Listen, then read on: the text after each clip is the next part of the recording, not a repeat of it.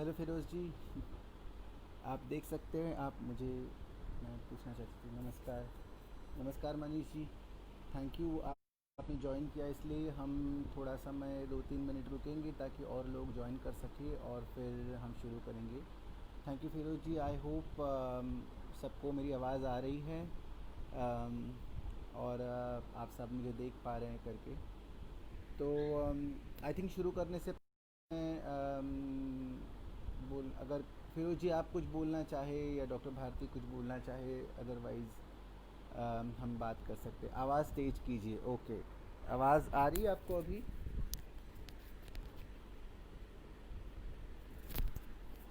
Okay, अभी आपको आवाज़ आ रही है? हेलो फिरोज जी, आपको आवाज़ आ रही है मेरी? या आई डोंट नो कैसे इसको मैनेज। हेलो। आई होप अभी आपको आवाज़ आ रही होगी सबको। थैंक यू आप सबको ज्वाइन करने के लिए। मैं अपना परिचय देना चाहूँगी। नमस्ते भारती जी। गुड, आ रही है आवाज़ तो वेरी गुड। हम शुरू करते हैं आज का सेशंस। फर्स्ट ऑफ ऑल मैं थैंक यू बोलना चाहूँगी डॉक्टर भारती जी का, फ़िरोज़ जी का, जिन्होंने ये मौका दिया मुझे आपके साथ रूबरू शामिल होने का और कुछ मुख्य मुद्दों के बारे में चर्चा करने का, जिसके बारे में हम हमेशा जानते नहीं हैं, जानना नहीं चाहते, डिस्कस नहीं करना चाहते, चर्चा नहीं करना चाहते। तो आज का जो डिस्कशन है वो मेरी कहानी है, बट मेरी कहानी के साथ उन कई तमाम लोगों की कहानी है जिन तक शायद आप नहीं पहुंच पाए हैं या पहुंचना चाहते हैं और जानना चाहते हैं उनके बारे में। तो उसके बारे में आज का डिस्कशन है, आज की कहानी है। मुझे एक समय दिया गया है चर्चा करने का, और मैं चाहती हूँ करके कि आप अगर आपके कोई सवाल आते हैं, आपके कोई डिस्कशन आते हैं, तो आप बीच में भी पूछ सकते हैं और बाद में भी पूछ सकते हैं। तो मैं अपना पहले ये परिचय देना चाहूँगी। मेरा नाम अभिना आहेर है। अभिना आहेर, और मैं एक ट्रांसजेंडर वुमन हूँ इंडिया की, और किन्नर समाज से बिलोंग करती हूँ। हिजरा समुदाय जिसको बोलते हैं, उससे मैं बिलोंग करती हूँ, उसकी मैं प्रतिनिधि हूँ। उस समाज से जुड़ी हूँ पिछले करीब 20 सालों से। और मैं मेरी उम्र 44 साल है, और मैं इसके अलावा भी मेरी कुछ इम्पोर्टेंट जानकारियां हैं, ये मैं देना चाहूँगी आपको। जैसे मैं एसोसिएट डायरेक्टर हूँ India HIV AIDS alliance, www.allianceindia.org। इसके ऊपर आप जाएंगे तो अलायंस इंडिया के बारे में ज़्यादा जानकारी मिलेगी। ये एक ऑर्गेनाइजेशंस है जो ऐसे समुदाय के लिए काम करती है जो HIV के ख़तरे में जीते हैं, HIV के लिए ख़तरे में हैं, ऐसे समुदाय के लिए काम करते हैं। ख़ास करके ये ऑर्गेनाइजेशन और ये ministry of health, national AIDS control organisation, इसके माध्यम से काम चलता है। पूरे देश में करीब 33 स्टेट्स और यूनियन टेरिटरी में हमारा काम चलता है, और करीब करीब हम करीब करीब बहुत सारे करीब 14 लाख जो लोग हैं HIV के साथ जी रहे हैं या हाई रिस्क कम्युनिटीज़ हैं, उन तक हम पहुंचने की कोशिश करते हैं, उनको सर्विसेज देते हैं हेल्थ के बारे में, HIV के बारे में, ह्यूमन राइट्स के बारे में। मेरा दूसरा परिचय ऐसा है कि मैं एक पोस्ट ग्रेजुएट हूँ। मैंने NGO मैनेजमेंट का कोर्स किया है SIES कॉलेज, अगर आपने सुना होगा, नवी मुंबई महाराष्ट्र। इसमें से NGO मैनेजमेंट के बारे में मैंने कोर्स किया है।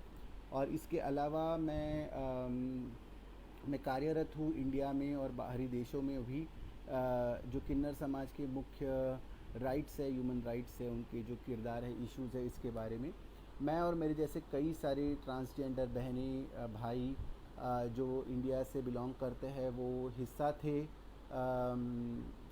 सेक्शन 377 की लड़ाई में। जो बहुत लंबी लड़ाई हमने लड़ी, जिसकी वजह से LGBT समुदाय जो था वो क्रिमिनल माना जाता था गवर्नमेंट के लॉ में। और उसी के अलावा हमने और भी एक लड़ाई लड़ी है जो हमारे अस्तित्व से जुड़ी हुई है। वो है नालसा जजमेंट की, यानी 15 अप्रैल 2016 में सुप्रीम कोर्ट ऑफ इंडिया, जो हाईएस्ट कोर्ट ऑफ इंडिया है, इन्होंने किन्नर समाज को, ट्रांसजेंडर समाज को एक अधिलिखित जेंडर के मुताबिक मान्यता दी है। जैसे मैन होता है, वुमन होता है, पुरुष होता है, स्त्री होता है, उसी तरीके से ट्रांसजेंडर भी एक जेंडर करके माना जाएगा। ऐसी जानकारी, ऐसी अधिलिखितता या ऐसी प्रावधान लॉ में उस चीज़ का किया गया है। और इसी के मुताबिक 2018 में 2019 में गवर्नमेंट ऑफ इंडिया ने ट्रांसजेंडर्स को लेकर एक ट्रांसजेंडर राइट्स बिल पारित किया है, पास किया है। फ़िलहाल वो प्रेसिडेंट के पास है सिग्नेचर के लिए। और ये कई सारे जो डेवलपमेंट इंडिया में हुए हैं उसके लिए उसमें हम शामिल थे, मेरे साथ कई सारे साथी मेरे शामिल थे। और आप जानते रहेंगे कि इंडिया एक ऐसी कंट्री है जिसने पूरे विश्व को बहुत सारी चीज़ें दी है। जैसे फॉर एग्ज़ाम्पल हमने ज़ीरो दिया, ज़ीरो की गणना की वजह से लोग गणित कर पाए, वरना लोगों को सिर्फ 1 से 9 के आंकड़े पता थे। उसी तरीके से इंडिया ने मार्शल आर्ट्स दिया है, योगा दिया है, कई सारी चीज़ें दी है। उसी के साथ इंडिया जैसे कंट्री ने अगर कुछ पूरे विश्व को दिया है वो है किन्नर समाज के ऊपर हुआ काम, किन्नर राइट्स, ट्रांसजेंडर राइट्स। इसके बारे में इंडिया ने बहुत ही इम्पोर्टेंट काम किया है इस विषय में। हमारे जो लड़ाइयाँ थी और हमने जो ट्रांसजेंडर बिल पारित किया 2016 में, उसके बाद उसी के देखा देखी में नेपाल ने इस तरह का बिल पारित किया, बांग्लादेश ने पारित किया, पाकिस्तान ने पारित किया, और कई सारी वेस्टर्न कंट्रीज़ हमारे बिल को कॉपी करने का कोशिश कर रहे हैं, समझने का कोशिश कर रहे हैं, और जो हमारे इश्यूज़ है ट्रांसजेंडर को लेकर उनको इन्वॉल्व किया जा रहा है। तो ये सब जो काम हो रहा है बहुत ही बड़े पैमाने पे हो रहा है करके, और इसके लिए भी मैं सबका धन्यवाद देना चाहती हूँ कि समाज है, कम्युनिटी के लोग हैं जिन्होंने साथ मिल के काम किया। तो ये एक बहुत ही बड़ा बात है। बट ये जो जहाँ पे हम अभी पहुँचे हैं, जिस जिस मकाम पे हम है, उसमें बेसिकली इतनी आसानी से नहीं पहुँच पाए। हमारी लड़ाई, हमारी जो जंग थी वो बहुत ही इम्पोर्टेंट थी और एट द सेम टाइम बहुत लंबी भी थी। तो आज का जो सेशन है या आज का जो चर्चा है जो भारती जी ने और फिरोज जी ने ऑर्गेनाइज़ की है, वो खास करके ऑर्गेनाइज़ की है कि मैं रूबरू में अपनी कहानी बता पाऊँ, अपना जो जीवन बीता, अपने जो व्यक्तित्व बीता, उसके बारे में आपसे थोड़ा सा बता पाऊँ। तो आज की चर्चा में कई सारे सेंसिटिव पॉइंट्स भी आएंगे, मुद्दे आएंगे जो शायद मैंने कभी किसी से बात नहीं किया है, और फर्स्ट टाइम मैं लाइव जा रही हूँ मेरी इश्यूज़ को लेकर, मेरी बातों को लेकर। तो मैं चाहती हूँ कि आप इसका पूरा ऑब्जेक्टिव यही है कि ये मेरे बारे में नहीं है, ये ऐसे मेरे जैसे कई सारे किन्नर समाज के लोग हैं उनके बारे में है, कि जो शायद मेरी तरह और मेरे से भी बढ़िया काम कर सकते हैं समाज के लिए योगदान दे सकते हैं, समाज का हिस्सा बन सकते हैं। ये सब पॉसिबल हो पाया क्योंकि मुझे अपॉर्चुनिटीज़ मिली, और वो अपॉर्चुनिटीज़ मैं चाहती हूँ कि मेरे जैसे कई सारे लोगों को भी मिल पाए। तो आगे बढ़ने से पहले चलिए मैं थोड़ा सा आपको बताती हूँ मेरे बचपन के बारे में। तो जैसे मैं एक महाराष्ट्रियन मिडिल क्लास फैमिली में पैदा हुई थी, कि मैं मुंबई से बिलोंग करती हूँ। हमेशा मुंबई ही मेरा गांव रहा है। जैसे लोगों के गांव होते हैं कि ये गांव है, वो गांव है, ऐसा तो मेरा कोई गांव नहीं था। मैं मुंबई में ही पैदा हुई थी, अर्बन स्टेट में पैदा हुई थी। और मेरे माता पिता जो थे, जो मेरी माता थी, माता है, वो अभी भी 74 साल की है, और वही सोर्स है जितना भी मैं काम कर पाई हूँ, जितना भी अपनी ज़िंदगी में हासिल कर पाई हूँ, उसका मुख्य कारण और उसका मुख्य जो प्रेरणा स्रोत है वो वही है। तो मैं मुंबई में पैदा हुई थी। आप अगर कोई महाराष्ट्र में गए होंगे, मुंबई से बिलोंग करते होंगे, तो वहाँ पे एक जगह है ससमीरा मार्ग करके, वर्ली फ़िलहाल अभी आज की तारीख में कोविड के सबसे ज़्यादा पेशेंट्स वहीं पे है मुंबई में। तो उसी जगह से मैं भी पैदा हुई थी। तो मेरी माता जो है, वो एक अकम्प्लिश डांसर है। उन्होंने कथक, भरतनाट्यम, ओडिसी, मणिपुरी ऐसे कई सारे डांस फॉर्म में महारत हासिल की है, और उस समय पे वो कई सारे थिएटर आर्टिस्ट यानी डांस ड्रामा में काम करती थी। उन्होंने आशा पारेख के साथ काम किया है, कई सारे मराठी पिक्चर्स में काम किया है। और मेरे जो पिताश्री थे जिनके वजह से मैं अभी हूँ, उनका नाम बाबी लाड है और मेरी माँ का नाम मंगला आहेर है। और बाबी लाड जो मेरे पिताश्री थे वो एक इंस्ट्रूमेंट प्लेयर थे। महाराष्ट्र में अगर आपने देखा होगा कि लावनी करके एक बहुत ही फेमस डांस फॉर्म है जिसमें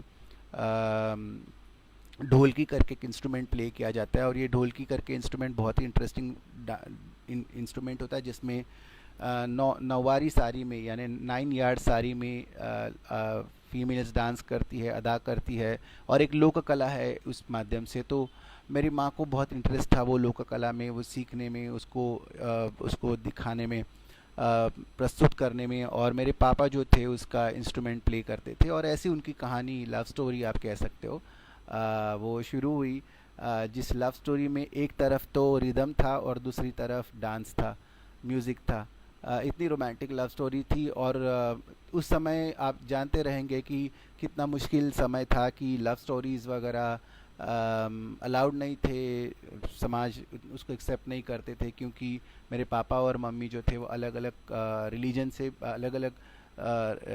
से भी बिलोंग करते थे। तो उन्होंने एक साथ आके डिसाइड किया कि हम अपना घर छोड़ेंगे और हम नई दुनिया स्थापित करेंगे। उन्होंने नई दुनिया तो स्थापित कर ली। फॉर्चुनेटली मेरी माँ को उस समय बॉम्बे म्यूनिसिपल कॉरपोरेशन यानी गवर्नमेंट का जॉब लग गया था क्लर्क करके, और उस समय उनकी तनख्वाह थी कुछ 190 रुपये। माँ अभी भी कहती है कि 190 रुपये की कीमत तुम क्या जानते हो। तो अभी 190 हमारे लिए रुपए क्या हो सकते हैं, कुछ भी नहीं हो सकते, पर फिर भी उस समय के लोगों के लिए 190 रुपये बहुत ही इम्पोर्टेंट चीज़ थी, जिसमें पूरा घर चलता था। 25 पैसे के चावल, बहुत सारी चीज़ें होती थी। तो उन्होंने शादी की, और शादी के बाद मैं पैदा हुई, पहला पहला बच्चा। मेरी माँ चाहती थी कि उनका बच्चा, जैसे वो आर्टिस्ट है, मेरे पापा आर्टिस्ट है, उनका बच्चा भी उसी तरीके से आर्टिस्ट बने, एक अच्छा आर्टिस्ट बने, कला का आसक्त हो, कला को लेकर चले, कला को संजोए। और यही उनकी चाहत थी उस विषय में, और उसी को लेकर उन्होंने काम शुरू किया था। मतलब मेरा जन्म पैदा हुआ तो उस समय एक बड़ी वी शांताराम की बहुत ही इंटरेस्टिंग मूवी आई थी। अगर आप लोगों में से किसी ने देखा होगा मुझे पता नहीं, बट झनक झनक पायल बाजे करके एक बहुत ही इंटरेस्टिंग मूवी थी उसमें। और दूसरी एक मूवी थी जल बिन मछली नृत्य बिन बिजली। और ये मूवी में एक हीरो था जिसका नाम था अभिजीत करके, और वो एक कला आसक्त है, और वो कला के बारे में बहुत जानकारी रखता है, कला के बारे में आगे लेके जाना चाहता है। और उसी को देख के मेरा नाम उन्होंने रख दिया था। तो मेरा बर्थ नेम जो है वो अभिजीत है, बट अभी जो जिस नाम से मैं अपने आप को आइडेंटिफाई करती हूँ वो अभिना करके है ना। कई सारे लोगों के जो होती है धारणाएं होती है किन्नर समाज के बारे में। कई सारे लोग ये सोचते हैं कि किन्नर मतलब कौन है, तो किन्नर मतलब वो होते हैं कि जिनके लिंग में कोई प्रॉब्लम हो, वो उनका लिंग कार्यरत ना हो, और ऐसे लोगों को कई सारी धारणाएं हैं, मिथ्स है, मिसकंसेप्शन है किन्नर समाज के बारे में, कि ऐसे ऐसे बच्चे पैदा होते हैं, उन बच्चों को दे दिया जाता है किन्नरों को। कई सारे बात ये भी मिथ्स एंड मिसकंसेप्शन है, गलत धारणाएं हैं कि किन्नर समाज बच्चों को उठा के लेके जाता है वगैरह वगैरह। तो ये सब भ्रांतियां हैं। उस ये भ्रांतियों पे आप ध्यान न दें। और जैसे मैं बोलना चाहूँगी कि मैं किन्नर समाज की जब हिस्सा बनी तब किसी ने मुझ पे ज़ोर ज़बरदस्ती नहीं की थी। मैं चाहती थी कि मैं किन्नर समाज का हिस्सा बनूँ, हिजड़ा समाज का हिस्सा बनूँ, और इसीलिए मैं हिस्सा बनी। तो जब भी हिजड़ा समाज के, किन्नर समाज में कोई समाज में शामिल होता है तो उनकी राजी खुशी से वो शामिल होता है, कोई भी उसके ऊपर प्रेशर नहीं कर सकता, ना कि उसके शरीर में बदलाव के लिए कोई प्रेशर कर सकता है। तो इधर मैं बताना चाहूँगी कि जैसे अगर एक कोई बच्चा पैदा होता है तो सिर्फ 3 कंडीशन में पैदा होता है। या तो वो मेल करके पैदा हो सकता है, जिसमें उसकी जेनाइटल्स जो होते हैं वो जैसे पेनिस होती है, टेस्टिकल्स होते हैं, या फीमेल करके पैदा होता है, जिसमें आपको एक छोटा बच्चा है वो बेसिकली वर्जाइना के साथ यानी योनि के साथ पैदा होता है, और उसी की वजह से सेक्स हम डिसाइड करते हैं उस बच्चे का। तो हम बोलते हैं, हम फॉर्म पे लिखते हैं जैसे पुरुष है या स्त्री है, इस तरह का हम उसका सेक्स लिखते हैं करके। बट इसी के अलावा एक तीसरी किस्म का भी बच्चा पैदा हो सकता है और उसको हम इंटरसेक्स कहते हैं। इंटरसेक्स का मतलब है कि जिसके जननेंद्रिय मतलब जननांग जो है वो कंफर्म नहीं है। तो ऐसे करीब 40 यानी 40 कंडीशंस है जिसमें बच्चा पैदा हो सकता है, और 5000 में से एक बच्चा साइंटिफिकली इस तरह का पैदा होता है। अब ये बच्चा क्या किन्नर है, हिजड़ा है, ये लोगों का सोचना होता है करके। तो मैं थोड़ा सा जानकारी आपको दे दूं कि पहले समय में यानी साइंस इतना विकसित नहीं था या हम इतने डेवलप नहीं थे, उस समय पे ऐसे बच्चों को माँ पेट हिजड़ा बोलते थे। माँ पेट हिजड़ा मतलब जो माँ के पेट से हिजड़ा करके पैदा हुआ है। और ऐसे समाज में मतलब ब्रिटिशर्स के पहले भी जब हमारा जीवन था तब ऐसे लोगों को इस तरीके से इस्तेमाल किया जाता है ताकि वो भक्त बने, भगवान के भक्त बने या भगवान से कोई भी रिचुअल्स करे और उसका ब्लेसिंग जो है वो लोगों को दे। बट इसके अलावा कई सारे बच्चे जो पैदा होते हैं वो नॉर्मल सेक्स कंडीशन में पैदा होते हैं, उनके पास सेक्स से जुड़े हुए कोई भी कॉम्प्लिकेशंस नहीं होते ना। सब इंटरसेक्स बच्चे जिनको जननेंद्रिय में प्रॉब्लम है, क्या वो सभी किन्नर है, क्या सभी ट्रांसजेंडर्स है? तो इसका जवाब है नहीं, ये सभी जो बच्चे हैं वो किन्नर या ट्रांसजेंडर्स नहीं होते करके। ये इंटरसेक्स करके कहलाते हैं और इंटरसेक्स एक अलग कम्युनिटी है। और साइंटिफिक इंटरवेंशंस के माध्यम से उनको एक प्रॉपर तरीके का जननेंद्रिय दिया जाता है जिसमें जिसके जिसके उनके जो हार्मोन डिपेंडेबिलिटी है या जननेंद्रिय का जिस तरह प्रकार से आकार है उसे ध्यान में रखते हुए उन बच्चों को उस तरीके से साइंटिफिकली सपोर्ट करके वर्जाइना या मेल ऑर्गन इस्टेब्लिश किया जाता है। पर बाकी जितने भी किन्नर है वो सभी किन्नर जो है वो नॉर्मल सेक्स के साथ पैदा होते हैं। इसका मतलब जो होता है कि ऐसा नहीं कि उनके जननेंद्रिय में प्रॉब्लम है इस वजह से वो इस तरह के लोग बने हुए हैं या इस तरह के। मैं भी एक नॉर्मल जननेंद्रिय लेके पैदा हुई थी, इसीलिए मेरी फैमिली में से किसी को भी ये पता नहीं चला, ना मेरी माँ को ना मेरे पापा को, कि बाबा मैं किन्नर हूँ। क्योंकि जब मैं पैदा हुई थी तब ऐसे कोई सिम्टम्स नहीं थे मेरे सेक्सुअल ऑर्गन्स में। बट ये मैं कहने का कोशिश कर रही हूँ करके कि सभी किन्नर जो आप देखते हैं, सभी किन्नर से आप जो मिलते हो, इसका मतलब ये नहीं है कि उनके जननेंद्रिय में प्रॉब्लम है और इसी वजह से वो किन्नर बने हैं। तीन चीज़ें हैं, सेक्स, सेक्सुअलिटी और जेंडर। सेक्स वो है कि जिसके साथ हम पैदा होते हैं, जैसे हम पुरुष या स्त्री करके पैदा होते हैं। सेक्सुअलिटी वो है कि जिसके मुताबिक हम अपना साथी चुनते हैं अपने लाइफ के लिए, सेक्सुअलिटी को एक्सप्रेस करने के लिए, सेक्स करने के लिए, सेक्सुअल चीज़ों को जानने के लिए। तो इस तरीके से हम इसको इस्तेमाल करते हैं। और ये सेक्सुअलिटी मतलब जिस तरीके से, तो ऐसे कई सारी सेक्सुअलिटी है। जैसे अगर पुरुष स्त्री के पास अट्रैक्ट होता है तो उसको हम बोलते हैं कि हेट्रोसेक्सुअल है, यानी जो जैसे फीमेल और मेल अट्रैक्शन होता है वो है। अगर पुरुष पुरुष के प्रति आकर्षित होता है तो उसे हम समलिंगी कहते हैं। पुरुष स्त्री स्त्री के प्रति आकर्षित होता है तो भी हम उसे समलिंगी कहते हैं। और पुरुष अगर या स्त्री दोनों के पास आकर्षित हो रही है, तो एक स्त्री है जो पुरुष के पास भी आकर्षित हो रही है और स्त्री के पास भी आकर्षित हो रही है, और एक पुरुष जो है वो स्त्री के पास भी आकर्षित हो रहा है और पुरुष के पास भी आकर्षित हो रहा है, तो ऐसे लोगों को हम द्विसमलिंगी कहते हैं। कि हाँ जी, थैंक यू। आपने सवाल पूछा, मैं अभी आप बताऊंगी आपको कि मैं कैसे इस पद तक पहुंच पाई। मेरी जो जर्नी रही है, वांग्मया पत्रिका ने मुझे सवाल भेजा, तो थैंक यू। हम बताएंगे आपको कि मैं कैसे पहुंची हूँ। तो कहने का ये मतलब है, सेक्स, सेक्सुअलिटी, जेंडर, ये तीन चीज़ें हैं। जैसे मैं जीवन में बढ़ती गई, मैं 6-7 साल की उम्र में ही मैं अपनी माँ को देखती थी। अनफॉर्चुनेटली मेरे पापा गुजर गए, मैं 3 साल की थी। और उसके बाद मैं अपनी एजुकेशन कर रही थी, बट 6-7 साल की उम्र में ही मुझे ये रियलाइज़ होना शुरू हुआ था कि जैसे मुझ में कुछ अलग बातें हैं। लोग मुझ में लड़का ढूंढने का कोशिश, मैं आपको लड़की मानती हूँ। तो जिस तरीके से मैं बैठती थी, बातें करती थी, जिस तरीके से मैं अपने आप को संबोधित करती थी, एक लड़की की माफिक एक लड़की की तरह संबोधित करती थी। किसी ने मुझ पे ज़बरदस्ती नहीं की मेरे घर में, किसी ने मुझे फ़्रॉक नहीं पहनाया, किसी ने मुझे बोला नहीं कि मैं लड़की बनूं। ये बहुत ही नेचुरल तरीके से मेरे पास आया, और बहुत सारे ट्रांसजेंडर के पास ये बहुत ही नेचुरल तरीके से आता है। तो कई सारी धारणाएं होती है लोगों की कि अरे 4 लड़कियां के साथ एक लड़का था तो उसको भी आदत हो गई लड़की के कपड़े पहनने की, तो वो हिजड़ा बन गया, किन्नर बन गया। ऐसा होता नहीं है और ऐसा मेरे साथ भी नहीं हुआ करके।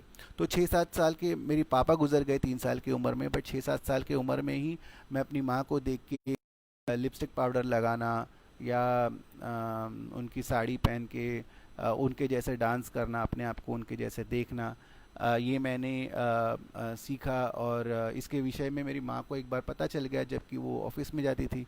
एक दिन वो जल्दी आगे उन्होंने देख लिया और उसके बारे में उनको बहुत ही आहत हुई थी, उनको बहुत दर्द हुआ था, उस चीज़ को लेकर तकलीफ़ हुई थी। और उन्होंने मेरे को करीब 100 बार लिखवाया भगवान के सामने बैठ के कि बेटा आप ये ऐसा कभी नहीं करोगे, आप कभी भी साड़ी पहनोगे नहीं, आप कभी भी लाड़ी पाउडर नहीं लगाओगे, कलर नहीं लगाओगे। क्योंकि आप देखिए कि एक अकेली माँ को बच्चे को पैदा करना और उसको बड़ा करना एक बहुत ही मुश्किल काम होता है। और इस विषय में भी मेरी माँ ने मुझे बहुत ही सपोर्ट किया। तो मेरे माँ का सपोर्ट सबसे इम्पोर्टेंट मेरी ज़िंदगी में। कई सारे किन्नर है ट्रांसजेंडर से, उनको अपने माँ बाप का सपोर्ट नहीं मिलता। उनको एक यंग एज में ही घर से बाहर निकाल दिया जाता है, 11-12 साल की उम्र में, 10 साल की उम्र में, 8 साल की उम्र में, कि हमको ऐसा बच्चा पैदा हो, हमको हम और हमारे ज़िंदगी पे ऐसा बच्चा लानत है, हम नहीं उसको रखना चाहते। हम इसकी वजह से हमारी गरिमा कम हो रही है, या इसकी वजह से लोग हमको जज करेंगे कि हम कैसा बच्चा पैदा किया। तो ये सब चीज़ें मेरी माँ को भी सुननी पड़ी थी। और इसकी वजह से मैं भी बहुत सारी आहत हुई थी मुझे ज़िंदगी में करके। बचपन मेरा जब बीता तब बहुत ही अकेलापन से बचपन बीता, कि मैं लोगों से बात नहीं करती थी, लोगों से जान पहचान नहीं बढ़ाती थी, हमेशा अकेले रहती थी। और ये सोचती थी कि मैं अकेली एक ऐसी इंसान हूँ कि जो इस तरह के सिचुएशन से गुज़र रही हूँ। मुझे कोई भी सपोर्ट नहीं है, मेरे फ्रेंड्स बहुत ज़्यादा नहीं थे। जो भी मेरे फ्रेंड्स बनते थे वो मुझे चिढ़ाते थे या मेरा इस्तेमाल करते थे। और जैसे कहते हैं करके कि एक बच्चा बड़ा हो जाता है, एक लड़की बड़ी हो जाती है, तब मोहल्ले को पहले पता चलता है, घर वालों को लेट पता चलता है। उसी तरीके से जैसे मैं बढ़ना शुरू कर दी, मेरे जो हाव भाव थे, जिस तरीके से मैं रहती थी, चलती थी, उसकी वजह से लोग मुझे जानने लग गए कि अरे ये अलग है, अरे इस इंसान थोड़ा सा अलग हटके है करके। मेरा दोस्तों में मिलना जुलना भी और लड़कियों की तरह बात करना भी खटकने चालू हो गया। लोग मुझे कई नाम से बुलाना शुरू कर दिए, छक्का, मामू, हिजड़ा, डबल रोटी, डबल पराठा, मीठा चावल, कई सारे नाम मुझे देने गए। मेरे साथ मेरे माँ को भी ह्यूमिलिएट करना शुरू कर दिया कि अरे ये अकेली औरत है, इस बच्चे को संभाल रही, इसलिए ऐसा बच्चा निकल गया। मेरी पूरी जो मतलब कहते हैं कि मेरा जो पूरा ब्लेम था वो मेरी माँ तक भी चला गया, कि मेरी माँ ने मुझे अच्छे से रेज़ नहीं किया, इसके वजह से मैं हिजड़ा निकल रही हूँ, इस तरीके से मैं बिहेव कर रही हूँ अपने आप को। तो उनको भी बहुत सारी आहत होती, उनको दर्द होता था। कई बार उनकी फ्रेंड्स वगैरह उनको सजेस्ट करते थे कि अरे तू अकेली तो है, इस बच्चे को दे दे अनाथालय में, बोर्डिंग में भेज दे और दूसरी शादी कर लेना, उसमें कौन सी बड़ी बात है। पर मेरी माँ ने कभी किया नहीं। मैं जैसी भी थी उसके बावजूद मेरी माँ डट के मेरे पीछे खड़ी थी। वो अकेले में रोती थी, अकेले में उनको आहत होती थी, तकलीफ़ होती थी, पर कभी भी उन्होंने ज़ाहिर नहीं किया कि मेरा बच्चा हिजड़ा है, मेरा बच्चा किन्नर है, तो मैं उनको ऐसे ही दे दूँगी।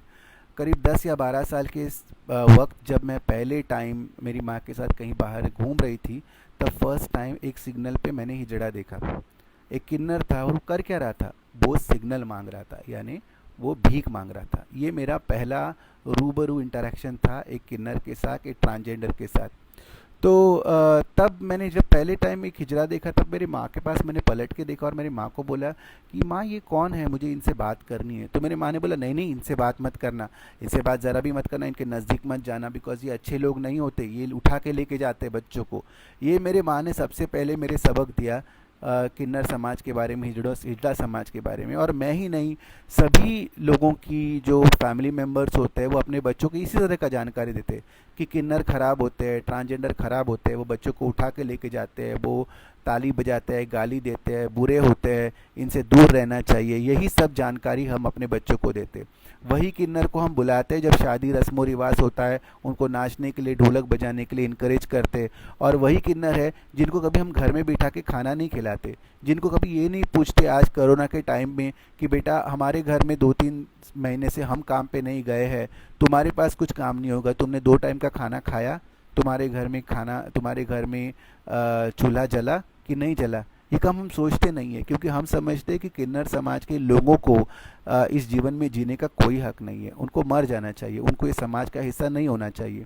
आयरनी यानी विपदा ये है कि ऐसे जो लोग हैं इनको हम हाथ तो जोड़ते हैं, पैर तो पड़ते हैं आशीर्वाद के लिए, जब भी दिक्कत होती है हम जाके बोलते हैं माई एक आशीर्वाद दे दो हमारा सब काम हो जाए। मैंने कई बार रास्ते पे चलते हुए कई सारे लोगों को देखा है कि जो मेरे हाथ सर पे रख के बोलते हैं कि अम्मा थोड़ा आशीर्वाद दे दो, माँ थोड़ा आशीर्वाद दे दो, मैं अभी जा रहा हूँ, अपने स्कूल के लिए जा रहा हूँ, कॉलेज के लिए जा रहा हूँ, एजुकेशन के लिए जा रहा हूँ, मुझे आशीर्वाद दे दो और मैं पास हो जाऊं करके।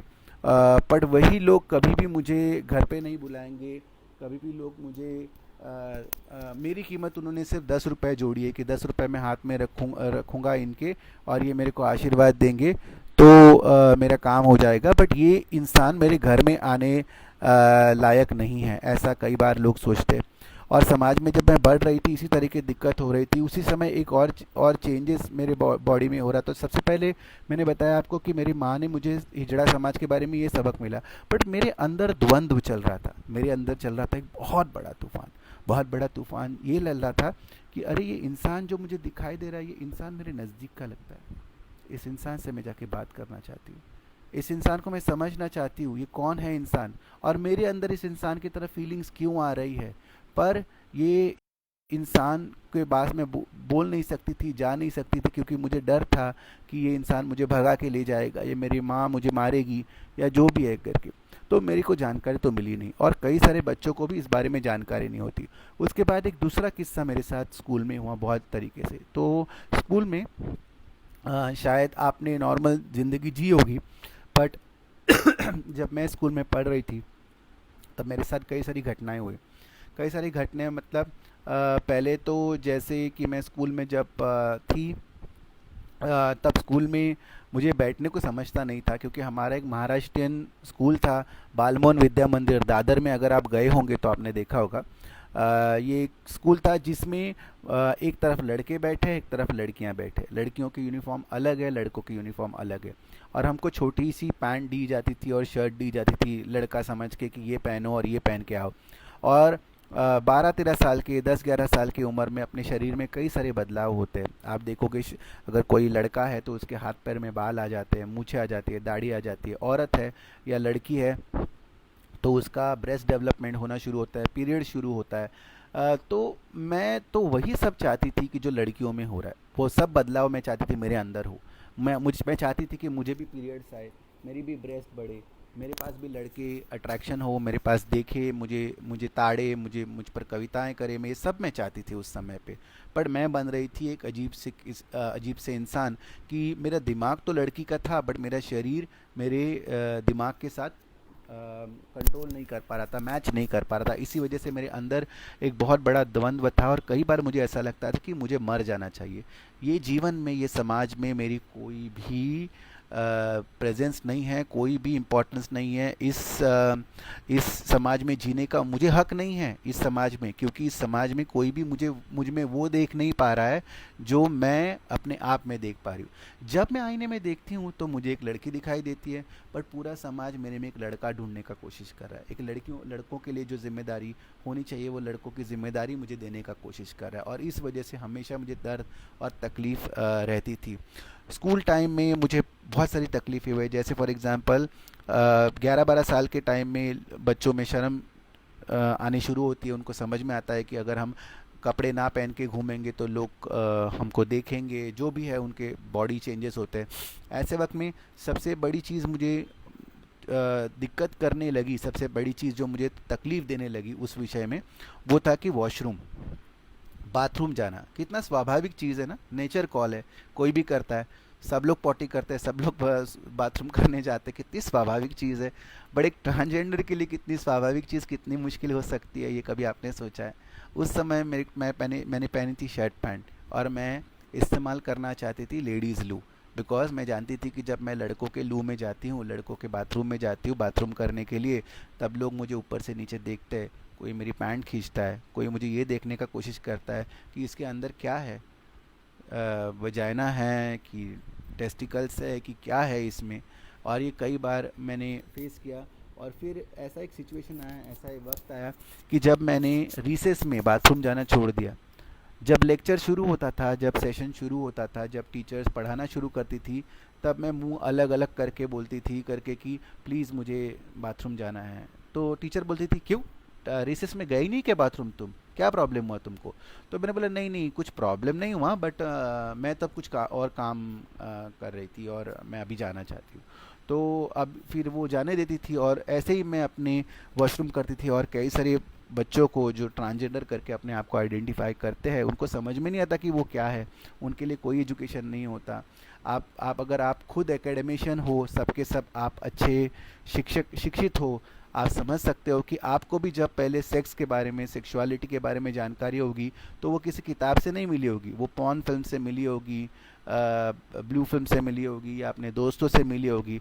माँ बाप बहुत ही कम अपने बच्चों के साथ इस विषय में बात करना पसंद करते हैं क्योंकि माँ बाप को खुद को ही इसके बारे में जानकारी नहीं होती। आज आप इतने प्रगल्भ हो, आप यहाँ पे आए हो, आप मेरी कहानी सुन रहे हो, मेरे साथ चर्चा कर रहे हो, और मुझे ज़रूर ये आशा है कि आप आगे चल के अपने बच्चों के साथ भी ये डिस्कशन करोगे, और अगर कोई आपके बच्चे का दोस्त इस तरह का होगा तो उसे सपोर्ट करोगे।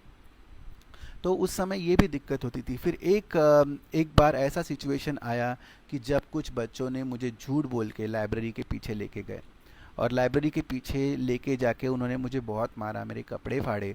आपने रूलर देखा होगा, जो प्लास्टिक का रूलर उस टाइम पे आता था, वो रूलर को उन्होंने मेरे पीछे के हिस्से में डालने का कोशिश किया, मुझे तकलीफ़ दिया, मुझे गांडू, मामू, छक्का, मेरी माँ पे गाली दी, मेरे पापा पे गाली दी, बहुत सारा मुझे तकलीफ़ दिया उस समय पे। और मैं रो रो के हाल हो गई, मेरे बदन पे एक कपड़ा नहीं था।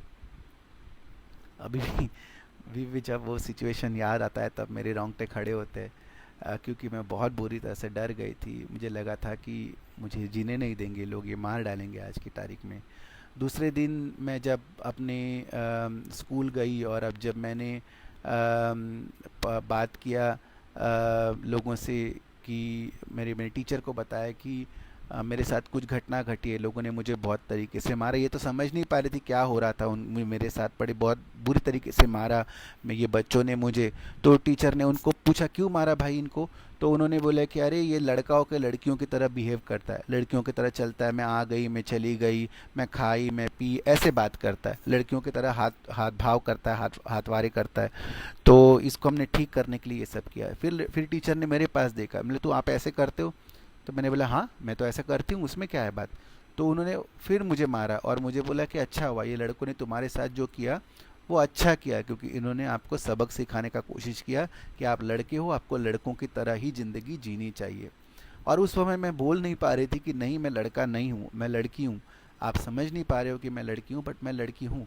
ये मुझे नहीं पता था, क्योंकि मुझे उस समय ये नहीं पता था कि सचमुच क्या मैं लड़की हूँ, कि मैं एक विचित्र विक्षिप्त इंसान हूँ, एक कलंक हूँ इस समाज के ऊपर, कि इस तरीके से लोग मुझे बिहेव कर रहे हैं, इस तरीके से लोग मुझे बात कर रहे हैं। तो ये दुविधा में थी बहुत सारी चीज़ों को लेकर, और इसी को लेकर मैं अपने माँ को बताना नहीं चाहती थी, इसलिए मैंने अपने माँ को कभी ये बताया नहीं कि मैं ऐसे इश्यूज़ के साथ गुजरी हूँ, ये प्रॉब्लम के साथ गुजरी हूँ।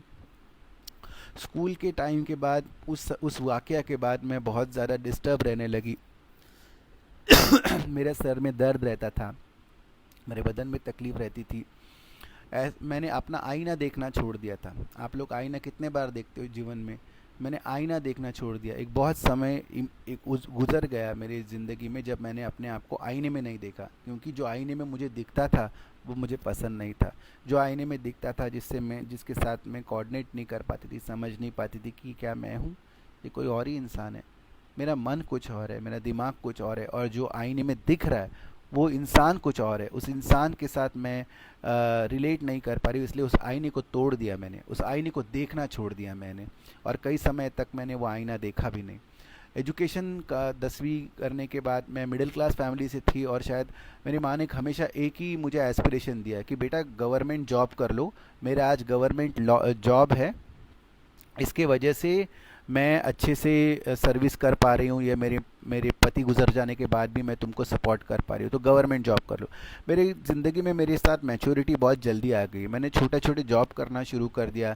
मैं किसी के कुत्ते घुमाती थी, किसी का बैंक का काम करती थी, अपने माँ को सपोर्ट करती थी इसके लिए। तो सबसे एक बहुत ही छोटी उम्र में मुझे एक बात पता चल गई कि जैसे मेरी तकलीफ़ में मेरे माँ ने मेरा साथ नहीं छोड़ा, मुझे मेरे माँ का साथ नहीं छोड़ना है। जीवन में कुछ भी हो जाए, चाहे ऊपर नीचे कुछ भी हो जाए, मुझे अपने माँ को साथ में लेके चलना है, उसका साथ नहीं छोड़ना है, उसको अलग नहीं करना है। ये बात बहुत जल्दी मेरे दिमाग में समझ आई थी।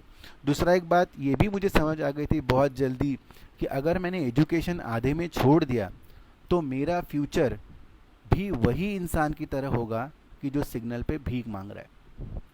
अगर मैंने एजुकेशन कंप्लीट नहीं किया, अगर एजुकेशन मैंने आधे में छोड़ दिया, तो मुझे भी यही लग रहा था कि मेरा भी फ्यूचर वही होगा। लोग मुझे भी उसी तरीके से देखेंगे सिग्नल पे भीख मांगते हुए, उसी कपड़े में, उसी लिबास में, और मुझे देख के लोग गाड़ी का शीशा ऊपर कर देंगे, या कुछ गाली दे देंगे, या हटका के बोल देंगे, या मैं सामने होते भी नज़र चुराएंगे मुझसे।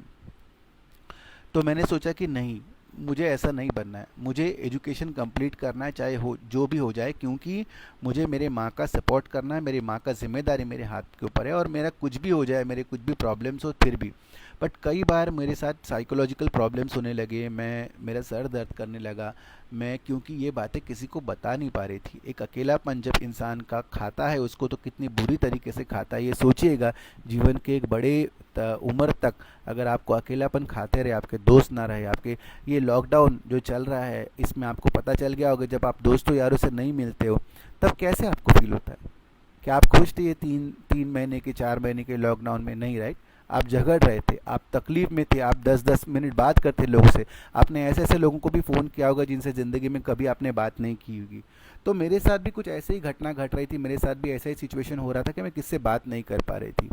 तो एजुकेशन को लेकर भी मेरे साथ कई सारी दिक्कतें होने लग गई। जैसे एजुकेशन के टाइम पे टीचर्स ने मुझे बोलना बंद किया कि यही कपड़े पहनने, ये आदमी के कपड़े, इसी के कपड़े के साथ तुमको एजुकेशन करना पड़ेगा, तुमको और कोई कपड़े नहीं मिलेंगे करके। जबकि मैं टीचर को बोलती थी नहीं, मैं स्कर्ट पहनना चाहती हूँ, मैं वो लड़की की तरह कपड़े पहन के बैठना चाहती हूँ क्लासेस में, उनके साथ उनके जैसा बात करना चाहती हूँ। कोई मानने को तैयार नहीं था। जब मेरा साइकोलॉजिकल प्रॉब्लम बहुत ज़्यादा बढ़ने लगा और जिसकी वजह से मैं स्कूल बंक करने लगी, स्कूल जाना बंद कर दी या कम कर दी, तब मेरे माँ ने मुझे बाबा हॉस्पिटल लेके गई, जो कि मुंबई में है, बांद्रा में। बाबा हॉस्पिटल में ले गए और वहाँ पे एक साइकियाट्रिक डिपार्टमेंट था। उन्होंने मुझे कई सारे पिक्चर्स बताए, कई सारे सवाल पूछे। मुझे ये तो पता नहीं कि उन्होंने क्या क्या सवाल पूछा है, मैं बहुत छोटी थी, मैं करीब 14-15 साल की होगी शायद। और आखिर में उन्होंने मेरे माँ को बोल दिया कि आप एक काम कीजिए, जब भी ये इंसान को इस तरीके से फीलिंग होती है तब उनको एक डार्क रूम में, मतलब अंधेरा करके, पैरासीटामॉल दे दीजिए और सोने को बोल दीजिए, ये इंसान को ठीक हो जाएगा। तब से मेरे माँ ने मेरे साथ ये करना शुरू कर दिया। और आज की तारीख तक जब भी मैं घर में बैठी होती हूँ तब मैं अपने दरवाजे और खिड़कियाँ बंद करके बैठी हूँ, क्योंकि मेरे दिमाग में इतना गहरा उसका सदमा पहुँच गया है करके, कि जबकि एक साइकेट्रिस्ट को मुझे बोलना चाहिए था, नहीं बेटा तुम खुल के जियो, तुम जैसे हो वैसे अच्छे हो, जैसे जीना चाहते हो वैसे जियो, जो अपने आप को मानते हो उसे एक्सेप्ट करो, लोगों से चर्चा करो, लोगों से बात करो, लोगों से मिलो, हिचकिचाओ मत, डरो मत अपने लिए। उसके बाद मैंने अपने फैमिली के फंक्शंस में जाना बंद कर दिया, क्योंकि लोग वहाँ पे भी मुझे पूछना शुरू करते थे, मेरी माँ को, कि तुम्हारा बेटा ऐसा क्यों है, उसके ऐसे बाल थोड़े से बड़े क्यों हैं, उसके आईब्रोज क्यों बनी होती है, वो थोड़ा लाली पाउडर लगा के क्यों घूमता है, मेकअप करके क्यों घूमता है करके, वो चीज़ को लेकर। और मैं माँ को जवाब नहीं दे पाती थी, माँ मेरे को पूछ नहीं पाती थी, मैं माँ को जवाब नहीं दे पाती थी, और मैं समाज को जवाब नहीं दे पाती थी कि मैं ऐसे क्यों हूँ करके। लोगों को समझ नहीं आता था, क्योंकि लोगों को ऐसे लगता था कि ये सब जो है वो इस वजह से है क्योंकि मेरी माँ अकेली है, या मेरे पापा गुजर गए हैं, इसके वजह से मुझे एक फादर फिगर नहीं है लाइफ में, इसके वजह से, इस सब का सोचना इसी तरीके से था। और मेरी माँ भी उससे बहुत परेशान होती थी, डिस्ट्रेस होती थी, वो तकलीफ़ में रहती थी कि वो कैसे इस तरह का इशू डील करे।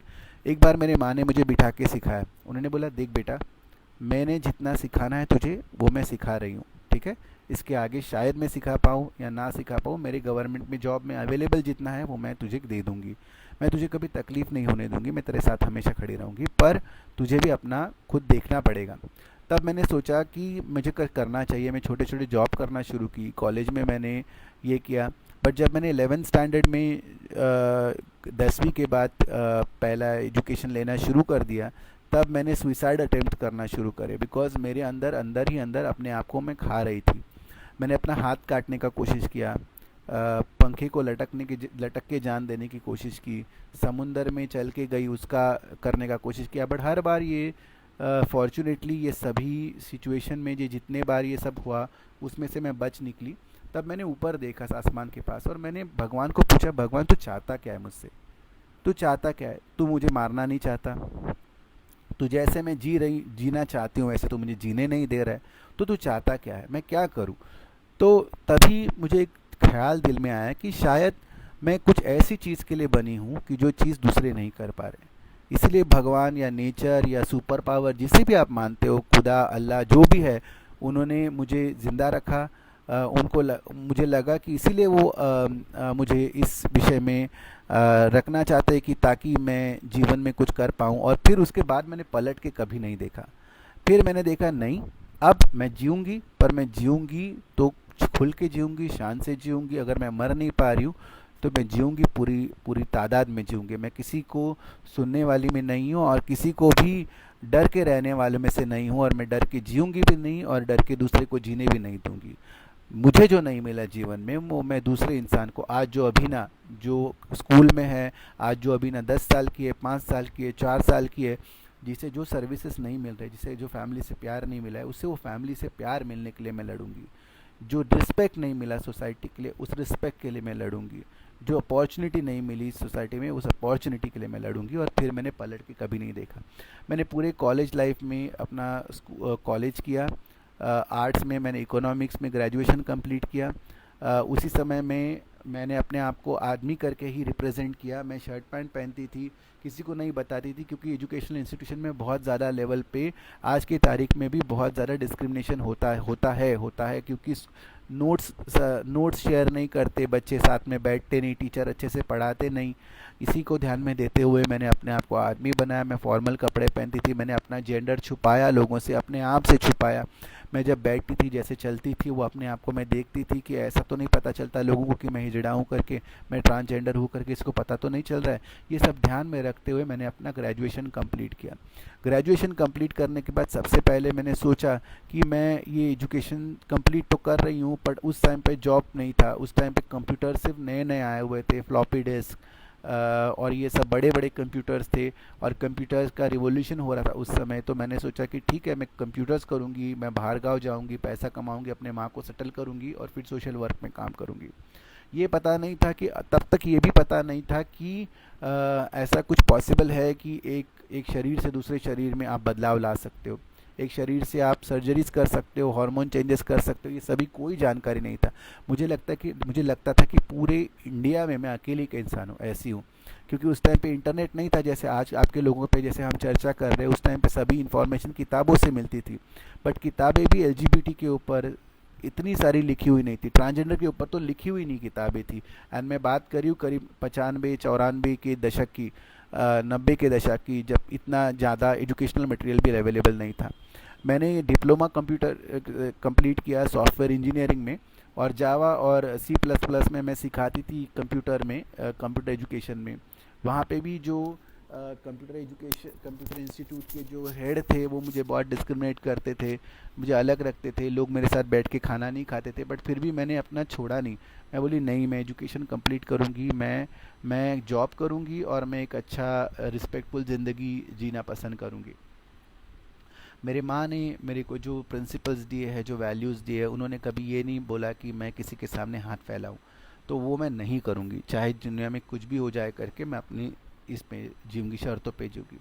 उस समय जब मैं आ रही थी तब मुझे एक मैगज़ीन मिला, वो भी कबाड़ी के दुकान में, और वो मैगज़ीन का नाम था बॉम्बे दोस्त।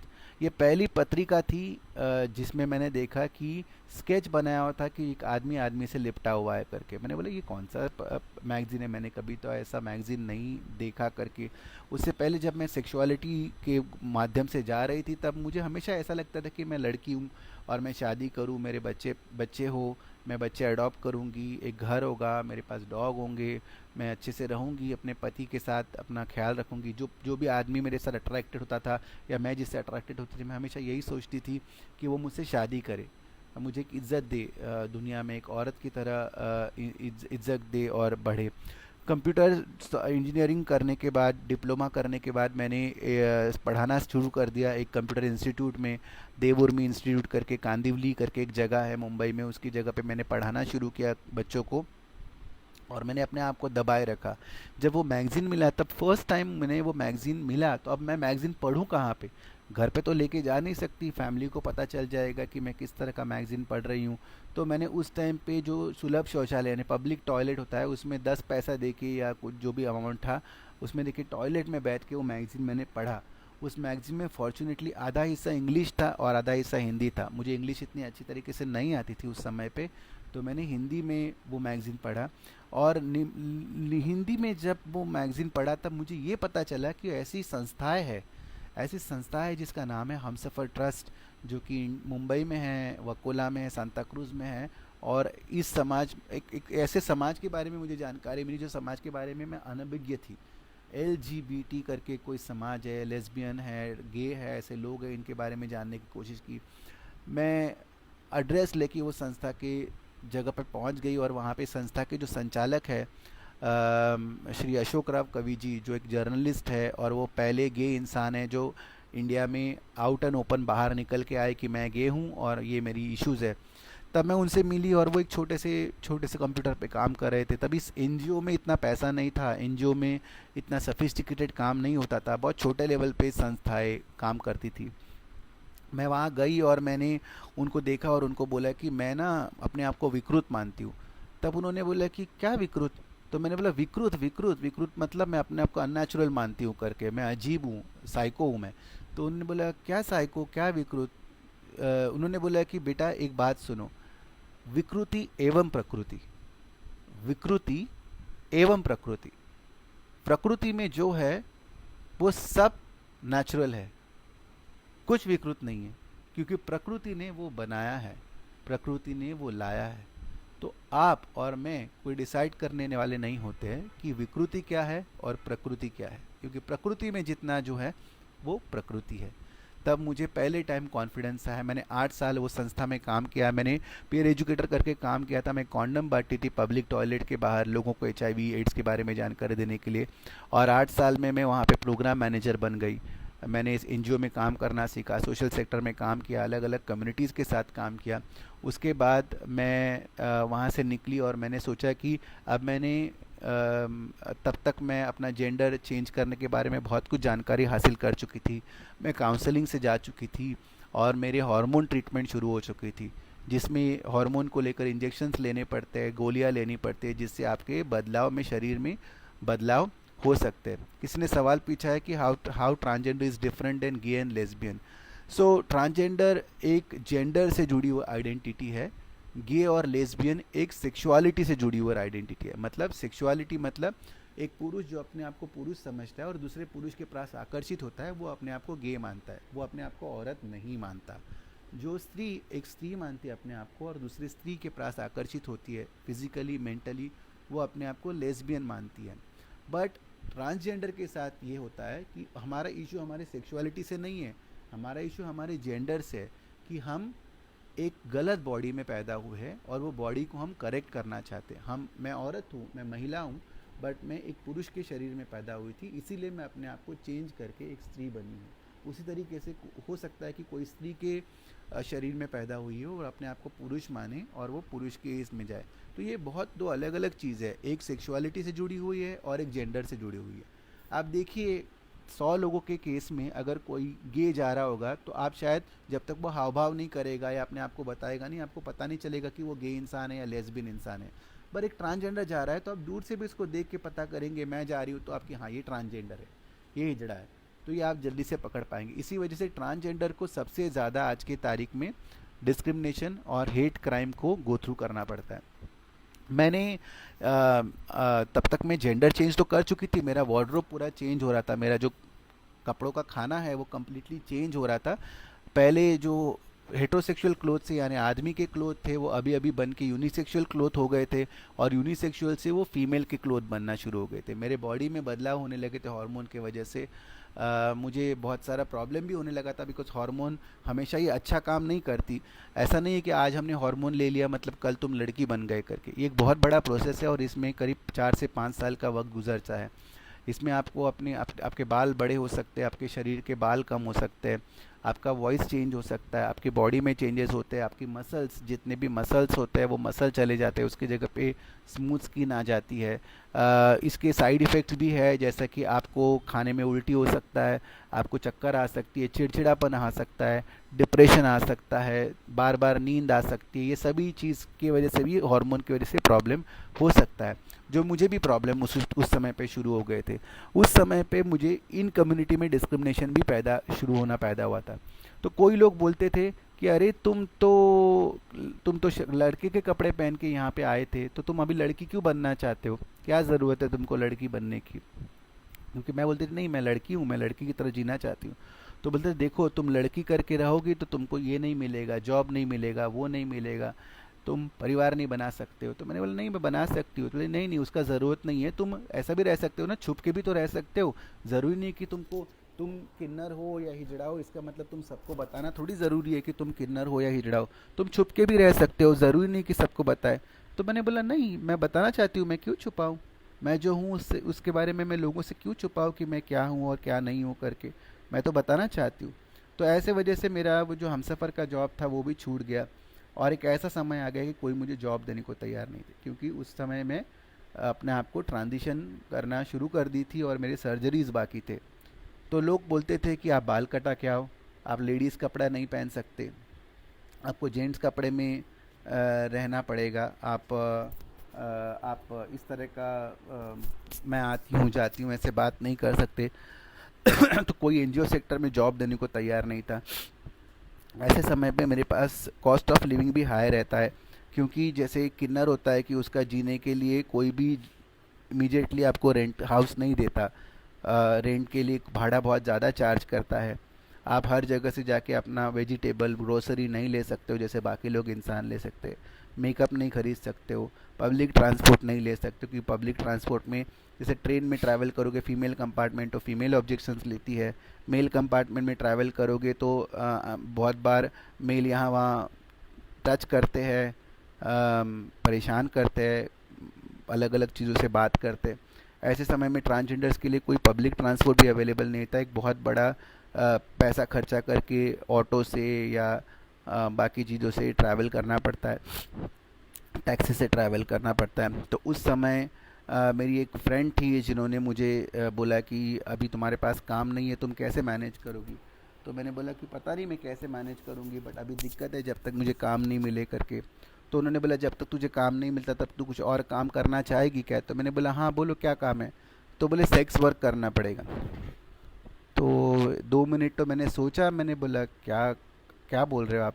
तो बोले कि नहीं देखो सेक्स वर्क करना पड़ेगा। तो मैंने बोला सेक्स वर्क, अच्छा क्या होता है उसमें। तो बोले कि नहीं सेक्स वर्क करना पड़ता है हमको, ट्रेन के पटरी में या गार्डन में या कहीं पे जाके क्लाइंट आते हैं उनको सेक्सुअल एक्टिविटी के लिए देना पड़ता है और उसके बदले में हमको पैसे मिलते हैं। तो मैंने बोला ठीक है मैं करूँगी, मुझे पैसे की ज़रूरत है, मुझे सर्जरी के लिए पैसे इकट्ठा करने हैं, मुझे हार्मोन के लिए पैसे इकट्ठा करने हैं, मैं करूँगी, जॉब नहीं है मेरे पास करके।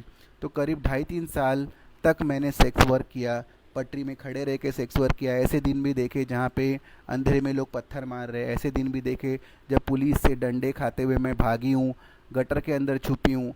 ऐसे दिन भी देखे कि जब क्लाइंट को हमने बोला कि नहीं आपको सेफ्टी इस्तेमाल करनी है, कॉन्डम इस्तेमाल करना है, किसी क्लाइंट ने कॉन्डम फाड़ दिया, ज़बरदस्ती गले पे चाकू रख दिया, जो भी कमाया हुआ था पूरी रात में 10 क्लाइंट 12 क्लाइंट करने के बाद वो पैसे सुबह सुबह किसी ने 7-8 बजे छीन के ले गए, मारा, कपड़े फाड़ दिए, नंगा करके छोड़ दिया।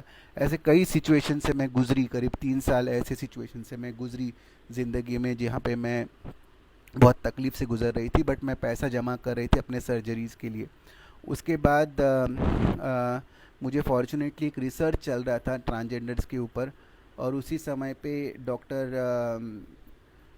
एक मेरी जो ये थी जॉन्स हॉपकिंस यूनिवर्सिटी में जो हेड थी उनकी, वो रिसर्च के लिए वहाँ पे आई और उनसे बात करना शुरू किया।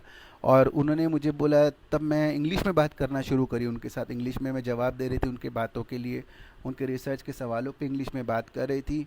और मैंने कंप्यूटर में भी वो बना के दे दिया। तो वो एकदम हैरान हो गई, उन्हें बोला कि आपको इंग्लिश आता है। तो मैंने बोला हाँ। तो बोले कि नहीं, हमने इतने हिजड़ों को, किन्नरों को देखा, किसी को इंग्लिश नहीं आता है। तो मैंने बोला नहीं नहीं, मैं पोस्ट ग्रेजुएट हूँ, मैंने किया है। तो बोले आप धंधा क्यों करते हो, सेक्स वर्क क्यों करते हो? तो मैंने बोला मुझे कोई जॉब ही नहीं दे रहा है। मैं 10 जगह जाके आई, कॉरपोरेट में मैंने कोशिश किया, एनजीओ में मैंने कोशिश किया, सब जगह कोशिश किया। लोग मुझे जॉब देने के तब तैयार हुए जब मैं आदमी के कपड़े पहनूं, औरत के कपड़े पे मुझे कोई जॉब देने को तैयार नहीं। तो बोले कि नहीं नहीं, ऐसे कोई बात नहीं, आप एक काम करो, बांद्रा में मेरा ऑफिस है, आप यहाँ पे दूसरे दिन आके मिलो। तो मैंने बोला ठीक है। तो उन्होंने मैंने बोला देखिए मेरे सर्टिफिकेट जो है वो सब मेरे मेल नाम पे है, मेरे फीमेल नाम पे नहीं, मैं अपने आप को अभिनय करके बोलती हूँ, बट मेरे सर्टिफिकेट जो है वो सब के सब मेल नाम पे है। तो उन्होंने बोला कोई बात नहीं, आप आ जाओ, हम बात करेंगे। तो मैं गई वहाँ पे और उनसे बात की। उन्होंने मुझे सिर्फ एक सवाल पूछा, पूरा मेरा टेस्ट लेने के बाद, रिटर्न टेस्ट वगैरह करके, मैं तुमको क्यों जॉब दूँ, तुम हिजड़ा हो इसके लिए कि तुम प्रोफेशनल हो इसके लिए? तो मैंने एक सेकंड का भी समय नहीं लिया, मैंने बोला कि नहीं, आप प्लीज़ मुझे इसलिए जॉब मत दो कि मैं हिजड़ा हूँ करके, मैं प्रोफेशनल हूँ इसके लिए आप जॉब दो। मैं आपको गारंटी देती हूँ कि जितने आपके पूरे ऑफिस में लोग काम नहीं करते उतना काम मैं आपको करके बताऊँगी। उसके बाद मैंने पीछे मुड़ के नहीं देखा। 3 साल मैंने वहाँ पे काम किया, मैंने बहुत कुछ सीखा। नेशनल लेवल पे national AIDS control organisation, ministry of health के साथ मैंने काम किया, उन्होंने रिकॉग्नाइज़ किया मेरा एफर्ट। मुझे अप्रिशिएट किया गया। Maharashtra state AIDS control society, Mumbai state AIDS control society की तरफ से मुझे अप्रिशिएट किया। उसके बाद मैंने 3 साल बाद उनका प्रोजेक्ट ख़त्म हो गया, तो फिर मैंने दूसरी जगह अप्लाई किया। वहाँ उधर से मैं FHI फैमिली हेल्थ इंटरनेशनल करके एक प्रोजेक्ट में काम की। वहाँ पे तो मैंने सिर्फ TG और लोगों के साथ नहीं, और मैन हुआ सेक्स मतलब गे लोगों के साथ नहीं, बट उसके अलावा बार गर्ल्स के साथ काम किया। मैंने माइग्रेंट के साथ काम किया, विमेन इन सेक्स वर्क, जो महिलाएं होम बेस्ड सेक्स वर्क करके काम करती है, उनके साथ काम किया। मैं अलग अलग जगह पे गई, अलग अलग कम्युनिटी से मिली, उनके इश्यूज़ जाने, उसके साथ काम किया। और तब मैं एक प्रोग्राम ऑफिसर बन गई, उसके बाद सीनियर प्रोग्राम ऑफिसर बन गई। और ऐसे करते करते करते एक दिन एक अपॉर्चुनिटी आई जिसके लिए मैंने कभी सोचा नहीं था कि मैं मुंबई छोड़ूंगी, मैं अपने माँ को छोड़ूंगी, माँ से अलग रहूंगी, कभी भी नहीं मैंने सोचा था। बट उससे पहले एक दिन ऐसा भी आया है कि जब मैं अपनी सर्जरीज़ करना चाहती थी, आज से करीब 15-20 साल पहले। और तब मैंने मेरे माँ को बोला कि देख माँ, मैंने इतना सारा ज़िंदगी ऐसे ही गुजार दिया, पर अब मैं आपको फ़क्र महसूस करना चाहती हूँ, मैं अपने बॉडी का ट्रांजिशन करना चाहती हूँ, सर्जरी करना चाहती हूँ। मैंने पैसा थोड़ा इकट्ठा कर लिया और थोड़ा पैसा कहीं ना कहीं से आ जाएगा, मैं इकट्ठा करूँगी। तो उस दिन मेरी माँ बहुत रोई, मुझे गले लग के ज़ोर ज़ोर से रोई करके, क्या सिचुएशन है, क्यों तू करना चाहती है? मैंने बोला नहीं, मैं ये मेरे लिए इम्पोर्टेंट है, ये जो मैं करना चाहती हूँ अपने शरीर पे, ये मेरे लिए इम्पोर्टेंट है, बिकॉज वो मुझे कंप्लीट बनाता है, मुझे पूरा बनाता है, और ये मैं करना चाहती हूँ। तब उन्होंने बोला कि ठीक है बेटा, मैं आपके इश्यूज़ को समझती नहीं, आपके जेंडर को समझती नहीं, बट मैं अपने प्रोविडेंट पेन से थोड़ा पैसा निकाल के आपको दूंगी, ताकि आप ये सर्जरी करो और आपको ये कंफर्टेबल हो जाए कि आप जो हो उसी तरीके से आप हो। उन्होंने मुझे सपोर्ट किया, उन्होंने मेरी ये किया। उसके बाद मैंने सोचा कि मैं किन्नर समाज का हिस्सा बनूंगी। उसके बाद मेरे एक गुरु है, शहनाज गुरु करके, जो मालवनी में, अभी वो रहे नहीं, गुजर गए 3-4 साल पहले। उनसे मैं मिली और उनसे मैंने बोली कि मैं किन्नर समाज का हिस्सा बनना चाहती हूँ, आज से 15-18 साल पहले। तो उन्होंने बोला क्यों? तो मैंने बोला कि नहीं, क्योंकि मेरे को किन्नर समाज का अच्छा लगता है कि वहाँ पे सपोर्ट है, एक गुरु बनते हैं, चेला बनते हैं, उनके रिचुअल्स होते हैं, ये सब चीज़ें मुझे चाहिए, और इसीलिए मैं आपका ये समाज का हिस्सा बनाना चाहती हूँ, बिकॉज मुझे लगता है कि मैं एक समाज का हिस्सा हूँ। तो उन्होंने फिर बोला ठीक है बेटा, आप बन जाओ। पर मैंने बोला देखो, मेरी 2 शर्तें हैं। एक तो मैं कभी जॉब नहीं छोड़ूंगी, बिकॉज मुश्किल से मुझे जॉब मिला है, और दूसरा मैं अपने माँ को नहीं छोड़ूंगी। उन्होंने बोला किसने कहा तुमको अपनी माँ को छोड़ो? मैंने बोला नहीं नहीं, मैंने किन्नर समाज के बारे में ऐसा सुना है कि किन्नर समाज लेके जाता है। तो बोले ये सब गलत धारणाएं हैं, भ्रांतियां हैं करके। किन्नर समाज में जैसे कोई सारे बच्चे भाग के आते हैं अपने घर से, उन्हीं को सपोर्ट दिया जाता है, उनके लिए माँ बेटी के प्यार, माँ बेटी की परंपरा स्थापित की जाती है, और यहाँ पे कोई भी एक्सप्लॉयटेटिव सिचुएशन नहीं है, पांचों उंगलियां सेम नहीं होती, और सब किन्नर बुरे नहीं होते। तो ये तुम सोचना छोड़ दो। और अगर तुम जॉब करना चाहती हो तो ये ज़रूरी नहीं कि मैंने ढोलक बजाई की, मैंने डांस किया, मैंने सेक्स वर्क किया, उससे पैसा कमाए, मतलब तुम भी उसी तरीके से पैसा कमाओ। तुम अगर चाहती हो कि तुम जॉब करो और तुम किन्नर समाज को, हिजड़ा समाज को किसी और अलग पे लेके जाओ, तो मैं चाहती हूँ कि तुम ये करो, क्योंकि मैं तुम्हारे साथ खड़ी हूँ, तुम्हारे सपोर्ट में खड़ी हूँ, और प्लीज़ तुम ये सब चीज़ कर सकती हो करके। फिर मेरे को सपोर्ट मिला। उसके बाद एक अपॉर्चुनिटी आई कि जहाँ पे दिल्ली में एक जॉब था बहुत बड़ा नेशनल लेवल का, जहाँ पे ग्लोबल फंड करके एक बहुत ग्लोबल ऑर्गेनाइजेशन है जो फंड करती है HIV एड्स प्रोग्राम को, और करीब 4 लाख 4.5 लाख लोगों तक पहुँचना था। 200 ऑर्गेनाइजेशन के साथ काम करना था, और ऐसा किसी किसी किन्नर ने आज तक ऐसा पोजीशन हासिल नहीं किया था। इसके लिए ये इंटरव्यू का कॉल आया, तब मैंने इंटरव्यू दिया, मेरा सिलेक्शन हुआ, और फर्स्ट टाइम ये जॉब करने के लिए एक किन्नर समाज के लिए एक अच्छा प्रावधान करने के लिए मैं 2010 में दिल्ली में आई। अभी मैं दिल्ली में ही हूँ। 2010 में मैं आने के बाद आज ये 10 साल, आज 20 है 2000 अक्टूबर में मेरे को एग्जैक्टली 10 साल हो जाएंगे दिल्ली में आके। मैंने कभी मुड़ के नहीं देखा। पिछले 7 साल से मैंने as a national programme officer करके, नेशनल प्रोग्राम मैनेजर करके ज्वाइन किया यहाँ पे। ये प्रोग्राम मैंने बहुत सक्सेसफुली इम्प्लीमेंट किया मेरे कोलीग्स के साथ मिलके। यहाँ पे मेरे जो बॉस थे पहले, सोनल मेहता जी, वो अभी IPPF में है। उन्होंने कई सारा सपोर्ट किया, मेरे कोलीग्स ने मेरे को बहुत सपोर्ट किया, और पिछले 7-8 साल में मैंने इंटरनेशनल लेवल पे भी बहुत काम किया। मैं सबसे पहले 2013 में अध्यक्षा बनी एशिया पैसिफिक ट्रांसजेंडर नेटवर्क की, मतलब एशिया में जितने बड़े नेटवर्क है ट्रांसजेंडर्स के, उसकी सबसे हेड बनी मैं, और 4 साल तक मैंने वो साधा। उसके बाद मैंने आज से 15 साल पहले ट्रांसजेंडर को लेकर, क्योंकि ट्रांसजेंडर की गति को दिक्कतें हो रही थी इस चीज़ को लेकर, एक मैंने डांसिंग ग्रुप इस्टेब्लिश किया जिसका नाम था डांसिंग क्वींस, जो कि first transgender led dancing group है इंडिया का, जिसमें ट्रांसजेंडर डांस करते और एडवोकेसी के माध्यम से लोगों को उनके इश्यूज़ के बारे में जानकारी देते, वो स्थापित किया। फिर मैंने पिछले 4-5 साल से ट्रांसमैन, मतलब जैसे ट्रांसजेंडर वुमन होती है कि जो पुरुष से स्त्री बनती है, उसी तरीके से ट्रांसजेंडर मैन भी होते हैं जो स्त्री से पुरुष बनते हैं, और उनके लिए काम करना शुरू किया। और यहाँ पे आप, मेरी संस्था है ट्रांसपीट foundation, transgender welfare equity and empowerment trust, उसके माध्यम से भी हम बहुत सारा काम कर रहे हैं अभी लोगों के साथ। उसके बाद मैंने फर्स्ट कुछ ग्लोबल ट्रांसजेंडर कम्युनिटी को साथ में लेते हुए इंटरनेशनल ट्रांस फंड की स्थापना की आज से 4 साल पहले, जिसके माध्यम से ट्रांसजेंडर कम्युनिटी के लिए छोटे छोटे फंड्स, छोटे छोटे रिसोर्सेज अवेलेबल करते हैं। मैं वॉइस चेयर हूँ international trans reference group India, international trans reference group जो HIV के ऊपर काम करता है, उसकी जो ग्लोबल लेवल पे काम करता है। मैं बहुत ही क्लोजली काम कर रही हूँ फ़िलहाल world health organisation, UN AIDS, UN agency, USAID agency, WHO, world bank, national AIDS control organisation, department of ministry of social welfare health. And आज मैं एक ऐसे लेवल पे पहुंच गई हूं जहां पे मैं अपनी कम्युनिटी का दायित्व, रिस्पॉन्सिबिलिटी साधते हुए साथ में चल रही हूँ, और एक समाज को आगे लेके जाने का कोशिश कर रही हूँ। मैं जितना भी मालिक ने जितना भी उम्र मेरे को अभी दिया है, उसमें यही उम्मीद है मेरी करके कि मैं और अच्छा काम करूं। और पिछले 10 साल में जितना ट्रांसजेंडर के लॉ पे काम हुआ है, लीगल अवेयरनेस पे काम हुआ है, ट्रांसजेंडर के एम्पावरमेंट में काम हुआ है, उस सब जो मैं उसमें मेरा कंट्रीब्यूशन रहा है, और मैं कमिटेड हूँ कि आगे भी चलकर मैं आप जैसे कई सारे लोगों से बात कर पाऊँ, और ट्रांसजेंडर्स क्या है, ट्रांसजेंडर के इश्यूज़ क्या है, इस विषय में साहित्य बना पाऊँ, चर्चा कर पाऊँ, कुछ अच्छा लिख पाऊँ। तो फिलहाल मैं डॉक्टर भारती जी के साथ मिलके इस विषय में काम करने का कोशिश कर रही हूँ कि कुछ अवेयरनेस पैदा हो, कुछ और लोकल, यानी हमारे भारतीय भाषाओं में इस तरह का मटेरियल अवेलेबल हो जिससे लोग जाने कि कौन होते हैं ट्रांसजेंडर, किन्नर बोले तो क्या होता है, क्या प्रॉब्लम होता है, और वो कहानी सुन पाए एक ऐसे ऐसे कई सारे अभिनवों की कि जो कुछ नहीं थी और आज बहुत कुछ करने का जज्बात रखती है।